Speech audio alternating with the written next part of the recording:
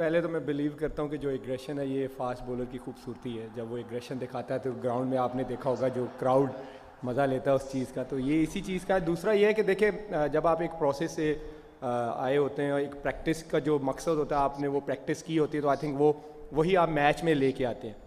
लेकिन मेरा हमेशा बिलीव ये होता है कि एग्रेशन तो मैं दिखाता हूँ, लेकिन मेरा जो फोकस होता है वो सारा बॉलिंग पे होता है कि मैंने इस विकेट पे बॉलिंग कैसे करनी है। तो वो आई थिंक इसीलिए मेरे सक्सेस के जो चांसेस होते हैं वो बढ़ जाते हैं। बाबर जो भी है बड़ा प्लेयर है, इसमें तो कोई शक नहीं है, और अगर मुझे अब सक्सेस मिल रही है तो मिलने दें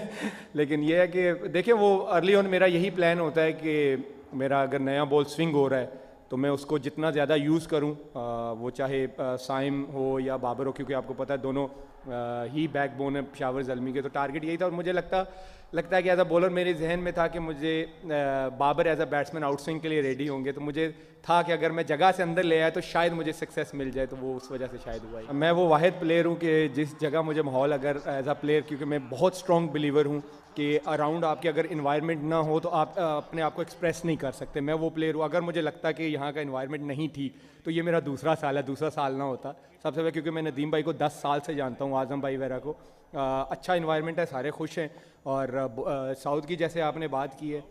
वो बहुत अच्छा लीडर है। एक उसकी सबसे बड़ी क्वालिटी ये है कि वो बात सुनता है, उसको अगर कोई मशवरा दो तो वो उसको लेता है, अगर उसको समझ आती है, और वो पूछता भी है। तो ये एक अच्छे लीडर की निशानी होती है, और उसको मैनेजमेंट ने एक फ्लेक्सिबिलिटी दी हुई है कि वो अपने फैसले खुद कर सके, जिसकी वजह से आपको फिर वही इन्वायरमेंट में चला जाऊंगा तो ये आपको अच्छी चीज़ें नज़र ही इसीलिए आ रही। सोशल मीडिया देख लें, ग्राउंड में देख लें, लोग कितना इन्जॉय कर रहे होते हैं, और एंड ऑफ द डे हमारा काम यही होता है, स्पेशली T20 में, कि लोगों को, फैंस को इंटरटेन करें। और एज अ बॉलर मेरा रोल यही होता है कि मैं बैट्समैन को जाके तंग करूँ, एग्रेशन दिखाऊँ, और बैट्समैन का यही होता है कि भाई जितना उनको पीट सके पीटे। लेकिन मेरे ख्याल में ये चीज़ें होनी चाहिए विद इन अ लिमिट्स, क्योंकि फैंस को मज़ा भी आता है। अगर आप देखें तो जो मेरे फैंस होते हैं वो मेरी वीडियोस डाल रहे होते हैं, जो बाबर्स के होते हैं, तो ये एक आपके टूर्नामेंट के लिए बहुत अच्छा होता है, उस टूर्नामेंट को बहुत हाइप मिलती है। T20 में मुझे लगता है कि आपको सिर्फ एक ही फील्ड में माहिर नहीं होना चाहिए, आपको फील्डिंग भी अच्छी करनी चाहिए। बैटिंग में अगर आप थोड़ा बहुत चिप इन कर सकते हैं, क्योंकि अगर आपकी मेरी मोस्टली बारी आएगी भी तो शायद 8-10 बॉलें आई, तो अगर उसमें मैं 2-3 बाउंड्रियाँ मार देता हूँ तो टीम को फ़ायदा हो सकता है। तो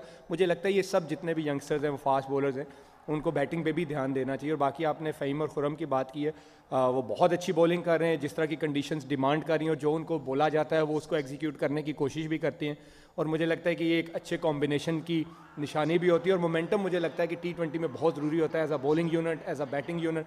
आज अच्छा साइन था कि हमारी बैटिंग ने भी क्लिक किया है, और हमारी बॉलिंग एक apart from one game I think हमारी बॉलिंग थ्रू आउट अच्छा करती हुई आ रही है। देखिए पहले तो मैं एज अ बॉलर हमेशा बिलीव करता हूँ कि मैं बैट्समैन को नहीं देखता,